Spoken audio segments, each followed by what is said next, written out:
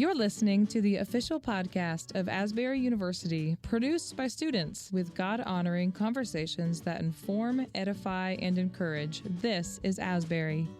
We explore culture and current topics through a Christian worldview, promoting a well-balanced life, and we empower our community to belong, become, and be set apart. I'm your host, Abby Lobb. Welcome to This is Asbury.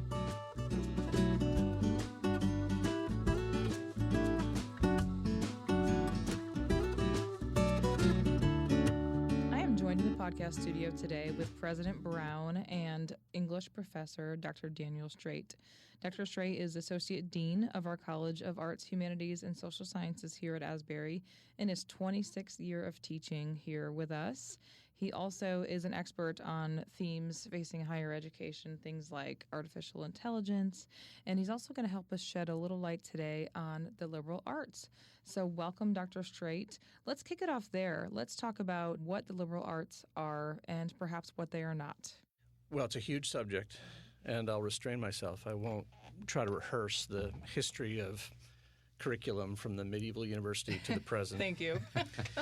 But let's say that for the sake of time and simplicity this morning, it's a long historic commitment to turning to inquiries and fields of study that deal with enduring human questions. And at least over the course of history anyway, some of those subject areas and those disciplines have ranged from logic and rhetoric to literature and so on, and history, of course. And they continue to have enduring relevance. And I think the challenge right now in our 21st century and with the demands of the marketplace in 2023, it's not always evident to students and to the public what that enduring relevance is in studying in those areas. I think recently we've seen a lot of specialization. There's been a big push for like a master of this trade, like manufacturing needs this, engineering needs this. It's like these little specializations, but overall students need to learn how to think well. So I think that's a big part of it if I were to boil it down in simplistic terms. Dr. Brown, do you want to weigh in on any of those? I love that Dr. Strait has consistently used the word enduring.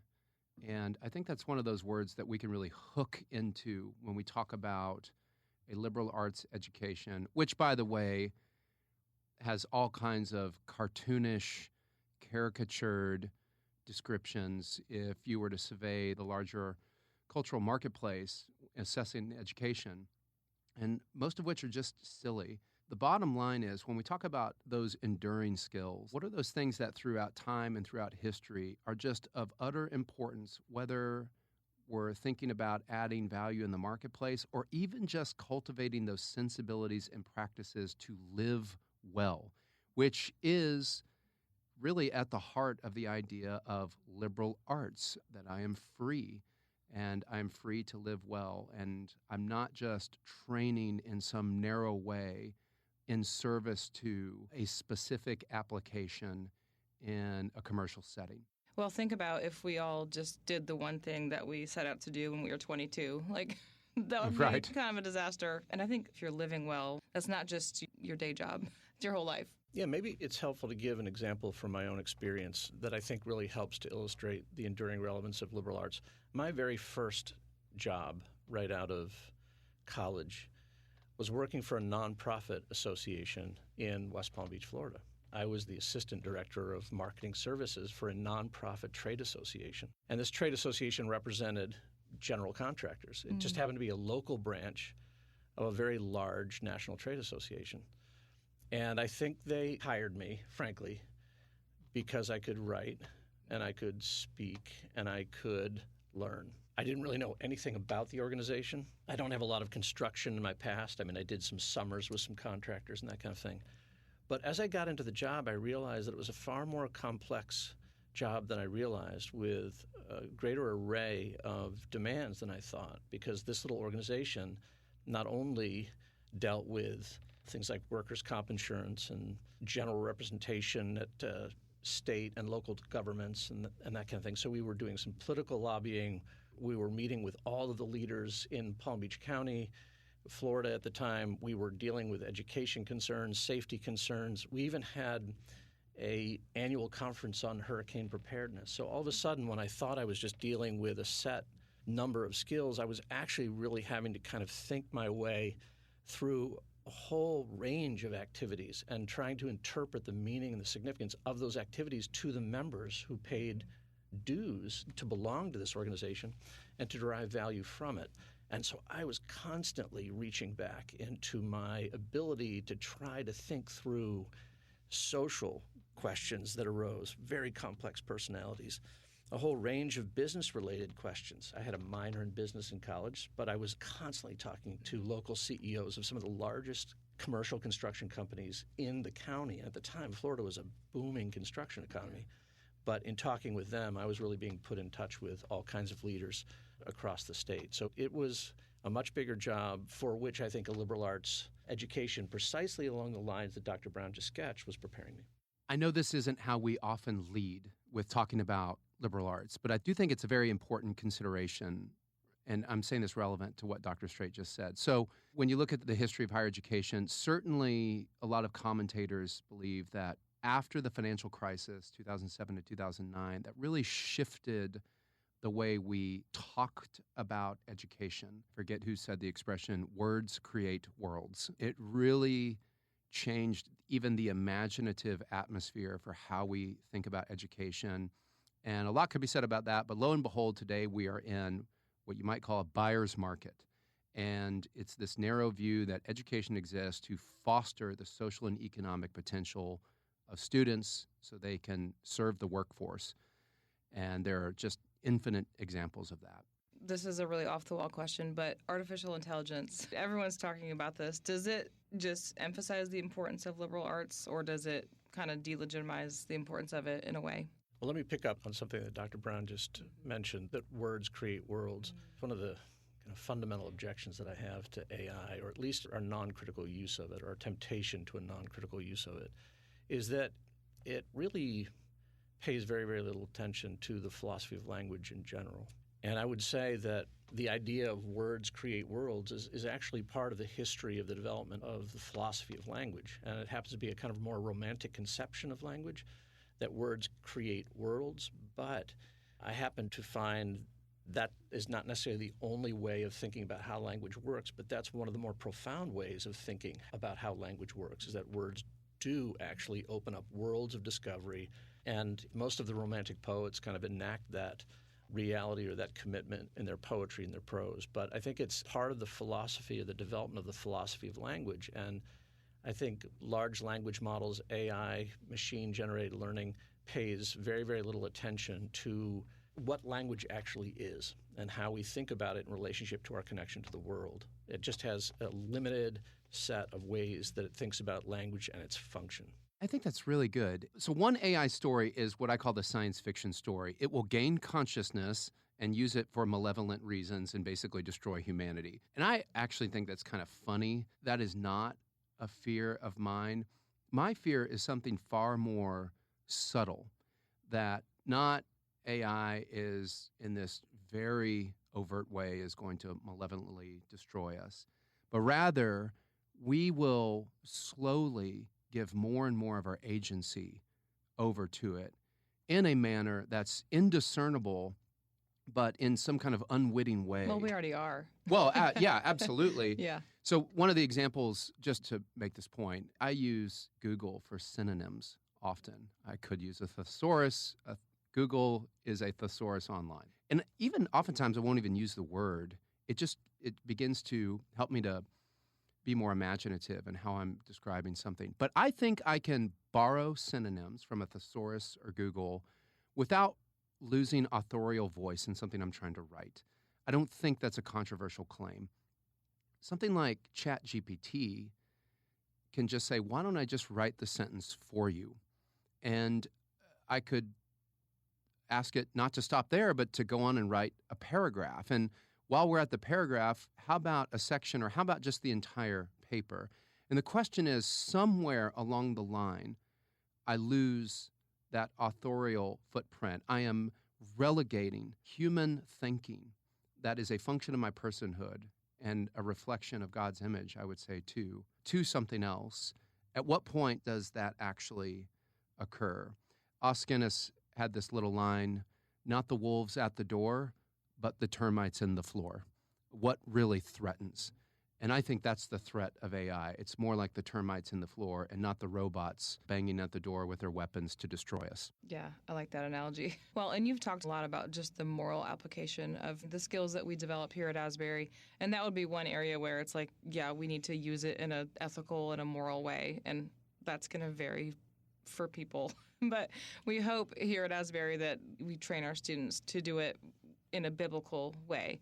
So let's shift gears just a little bit along that thread of living well, thinking well, loving well, and serving well. What's the modern relevance of the Wesleyan holiness tradition in higher education? You've been teaching students for a long time, Dr. Strait. Do you want to talk about that? So Dr. Brown talked about the liberal arts as the free life, which I completely affirm. And I think AI, as he just said, sort of threatens by way of maybe a danger of techno-determinism, that we're abdicating not just our thinking, but we're abdicating a kind of moral reasoning, which AI can't do. It can't perform moral reasoning. It's constrained by its own algorithmic movements, and it can't find its way to a fully formed kind of moral reasoning. And that raises all kinds of challenges. And the value about a liberal arts education, particularly with language acquisition and learning how to write, and learning how to struggle from the beginning of a sentence to the end of the sentence, that's not just a tedious, it can be tedious, but it's not just an empty, futile kind of process on the way to creating a product. It's actually in the struggle itself that we learn something about how we relate to, and I'm going to quote one of my own undergraduate professors now, on our way to understanding the discoverable orders of the world, right? Aesthetic, moral, social, spiritual, and so on. And every time I have to wrestle a word to the ground, if you will, I'm learning something about the world in which I'm living, and I'm learning something also about how I relate to it. I'm also discovering maybe along the way an aspect of my inwardness that AI cannot, on its best day, account for. I just think the humanities in general, just to finish this point, the liberal arts is especially equipped to ask all of the right questions that we need to bring to this particular technology. So let me just concede and say that there will be plenty of our students who will be working with AI in the future. There are plenty who are working with it right now, whether they're conscious of it or not. But the people who will really actually be the experts in thinking about AI are the people who learned how to think outside of the system of AI. That's right. And that are not bounded by the contours of AI. So the people who do that the best are liberal arts majors who have spent time with language, with literature, with history, with philosophy. There's a book by Kevin Ashton on creativity, and he opens with this really wonderful story of a letter that was found written by Mozart. And it was an important letter because he was describing his process of creativity. And it was something like, it had this really rich language. I escaped to my bedroom, and then this kind of burst of creative energy. The music shows up in my head, and at that point, I just simply transfer it to paper. So he's describing a eureka moment. And Ashton says, that letter's been referenced, a zillion times, but we recently learned it was a fraud. It was fraudulent. Mozart never wrote that. And actually, for the Mozart scholars who studied his life and his work, they said he would never have written that because it's a poor description of creativity. Creativity is struggle, as you just said. It is fits and starts. It's zigzaggy, to use a Garth Greenwell expression. It's nonlinear, and that's what it takes to produce something that could be really beautiful and impactful and lasting in the end. But we have this idea, this outcomes-focused idea, and then, there's a eureka moment that leads to it. So I was in a recent discussion in a similar way talking about this false idea that I know something and then I write it down. And to paraphrase Tish Harrison Warren, she says, I write to know. How do I translate or transfer all that's going on, processing an event, thinking about something difficult, these norms of truth-seeking, and I know of no better, and I'm not even a good writer, but I know of no better mechanism to actually think about that in a full-bodied way and in an embodied way than writing. What do your students think about this? Because I've heard a few of them say, I don't want to hear the word chat GPT ever again. What's their feeling about this future they're stepping into? Well, one of the things that I'm trying not to do in class is to issue all of these warnings and admonitions for them to stay off of ChatGPT. I'm simply just trying to help them, for instance, in reading. We're reading Samuel Johnson right now in one of my classes, and Johnson was the sole author, really, for the most part. He had a little clerical help in assembling the 1755 edition of the Dictionary of the English Language together, which compiles some 40,000 words, 115,000 quotations from literature. And I asked them to take time to go down to the archives and look at I think it's a fourth edition that we have of Johnson's Dictionary, and to recognize that it's a monument, it's an amazing achievement in lexicography. But if they really look at it, it's really a monumental achievement in Johnson learning how to inhabit the long and rich and cavernous corridors of the English language and its history. And to do that, you almost need to recognize that every word in one way or another carries echoes of other words and other myths and other stories and other narratives. It's not just something that we use for some hyper-practical instrumental purpose. Obviously, language has instrumental uses. But when we're really moved by a passage of literature, we're moved because of the particular way in which words are working on multiple levels. One of those levels is to pick up on the many, many layered meanings that are behind that, and the way in which that same word has been used by other poets and other thinkers in previous generations. I mean, poetry is always owing to, for instance, or literature in general, always owing to other literatures and other poetry in the past. And so it tells this older, far more remarkable story. And again, ChatGPT just cannot enter into the richness of that. And I think that's why we gravitate toward poetry, song, lyric, great literature, and so on, because we feel as though it's touching our soul in some way. And of course, AI has no way of producing anything that is soul-filled or created, as Keats would say, in the veil of soul-making. And literature is kind of a veil of soul-making. Anyway, that maybe bridges to Wesleyan application a little bit, not because Keats was Wesleyan by the stretch of the imagination, but I think Wesley recognized that to be a minister of the gospel of Jesus Christ, you needed to be a fully formed human person. We're able to draw from the rich array of subject areas that have looked at, studied, examined the human person in a set of social, economic, spiritual conditions. And Wesley himself was writing in the age that Johnson was writing. In fact, the one complaint that I remember reading that Johnson had about John Wesley is that Wesley didn't have time to sit down for a conversation. Wesley was living in an age where he was a careful observer of human experience. It was a huge commitment of his to study the human person in his condition. And he had so much to say about the nature of economic injustice, right? Poverty.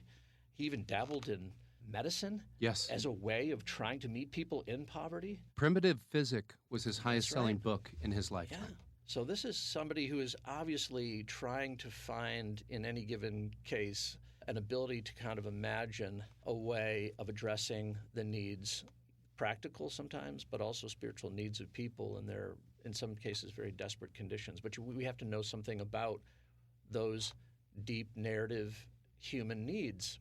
And I think one of the best ways there is through the study of the liberal arts. That reminds me, so Michael Matheson Miller, he's with the Acton Institute, he used to teach. He said, one of his students said, "Are you going to talk about the abolition of man in every lecture?" And he said, "Boy, I hope so." So Lewis's Men Without Chests essay from that set of essays, Abolition of Man, where he's describing others who are describing some people standing before a waterfall. Actually, I think it was Coleridge. And one calls the waterfall this kind of flat, like neat or something like that. And another says it's sublime. And Coleridge is very critical of the generic term. It's not neat, or again, whatever the expression, it's sublime. And the point Lewis was trying to convey was that we're not simply saying something about an interior experience or feelings or secretions we might have when we see a waterfall. We're saying something about the waterfall. And one word is more descriptive than another because it better captures the reality of the beauty of the waterfall, something that's drawing our ordinate affections and not just a statement about our feelings. And to the extent that our language does default to the latter, this will be, says Lewis, the abolition of man. And so I love that thought too, that our language, our literature, our poetry, this writing is actually drawing me out of myself to attempt a true and accurate statement about the world around me and what is taking place there. That has beauty that exists independent of my capacity to see it. And this is why Peter Kreeft said, beauty is not in the eye of the beholder. It's in the power of the beholder's eye to see beauty. George Steiner wrote a very strange book several years ago called Grammars of Creation. It deals with just the thrill and the power of something coming into being by means of the word. He recognizes that literature is a very, very powerful way of thinking about the act of creation itself, the very language that we use to describe and to enter into a creative act. And he worries a little bit that we are losing touch with recognizing just how powerful that can be. Dr. Strait, you've been teaching a long time in English. So that's one of those topics that, some people would say, well, what can you do with an English major? What are some of the really cool things that you've seen your students go on to do? I'll start with just a very brief personal testimony and say that I think I decided to major in English because I wanted to study something that I knew would never really be obsolete, that the day that I graduated, it would take on meaning and not diminish in meaning. I wouldn't have to sell back my textbooks that 2 or 3 years out from my undergraduate experience have already been thrown out and rewritten by somebody who knew better. And so what I wanted to do was to enter into a 4-year period of time in which I just studied literature with the hope of learning as much as I could about the intricacy of human life and the human experience, and do so by virtue of texts that give utterance to, I think of Frederick Douglass's slave narrative, when that particular text does so much for us on so many levels. But one of the profound things is that it's an autobiography. Well, how do you write an autobiography? And of course, he starts it this way, that I don't know when I was born. I don't really know anything about myself. And he writes his way to the person he never knew himself to be, which means he writes his way to a sense of Frederick Douglass, the free man, the man, from slave to free man. And language is absolutely central in the development of Douglass moving toward the free life and the deepest possible conception of his identity.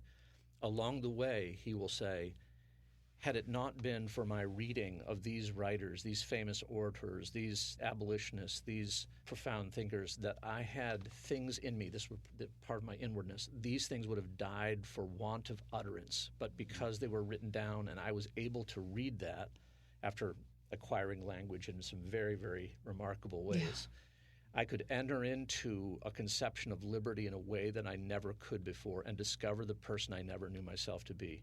And this is what I hope for our students, that a chance conversation in the hallway, a text that we read, a passage, just a line from Shakespeare, a chapel, a coffee conversation will create an opening for a student to discover the person he never knew himself to be, the God-given person that God is calling him or her to be. There are so many ways in which I have witnessed that over the course of my career, and it's the greatest thrill in the world to find a student who says, I didn't even know I could ask that question. I didn't even know how to even formulate that question had it not been for this particular writer.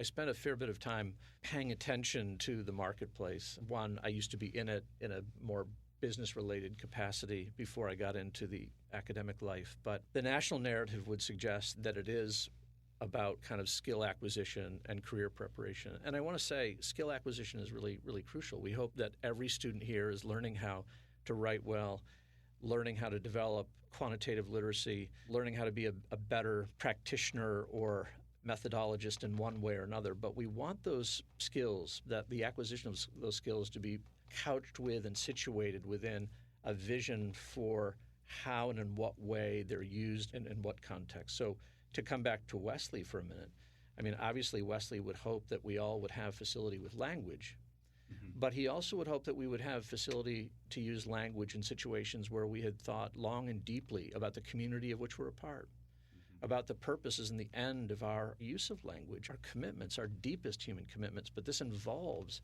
a very serious examination of who we are, where we live, the economic status of people, the social condition of people, what people live for, where their values are.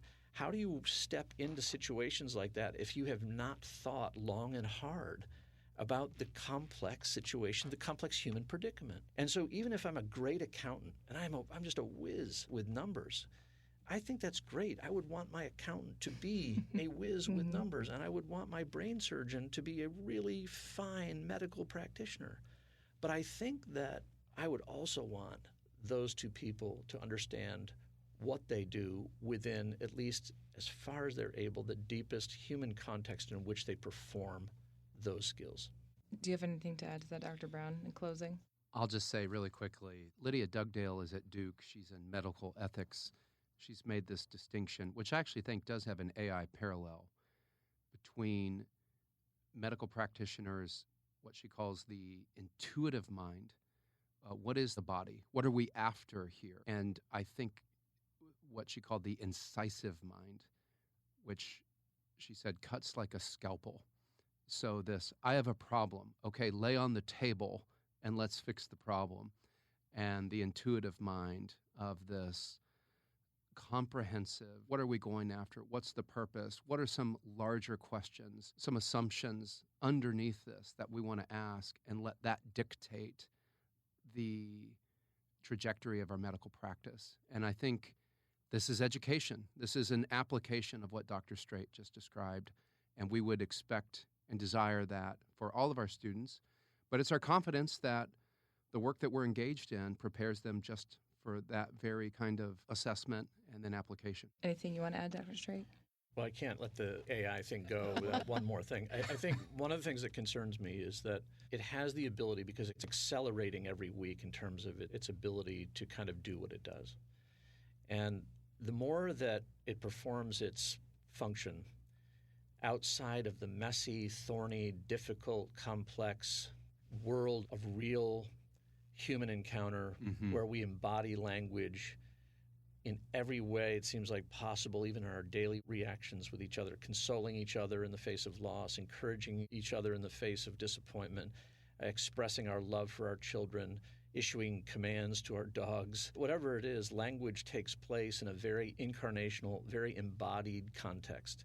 And my worry is that AI tends to sort of lift language out of that context in a kind of detached way, where all of a sudden it's functioning in a world of text alone. And we don't live, to quote another one of my undergraduate professors, we don't live in a world of signs. The signs live in us, which was his way of thinking about what an incarnational embodied life was. And I feel like sometimes AI transports us to this world that is made up of text and text alone. And it's removing some of the anchors that bring us back to how language connects with reality and the way we use it and the purposes for which we use it. And that's a messy, difficult, arduous, frustrating, thrilling, loving, beautiful task. And it robs us of that in the name of some instrumental efficiency, which, by the way, and we won't get into this today probably, which is connected with, if I can be just really frank right now, an obscenely money-driven technological culture. Yeah. There's an advertisement on this morning on a business show that I watched talking about the AI revolution, and it was the investment opportunity to jump in on the AI revolution. Well, maybe we should step back and think about what are the assumptions of this revolution and what are we fighting this revolution for? What are we trying to accomplish with AI? And I think that the liberal arts people out there are going to be the people who know how to ask that question. Yeah. Expression just conveys whatever happens, happens. Now we're in the AI revolution, because that is the next link on this infinite chain of human progress. This uncritical affirmation of technological process that whatever form technology takes and whatever it does is always and everywhere a good thing. Thank you so much for joining us for this episode of This is Asbury. To learn more about Asbury University, visit asbury.edu.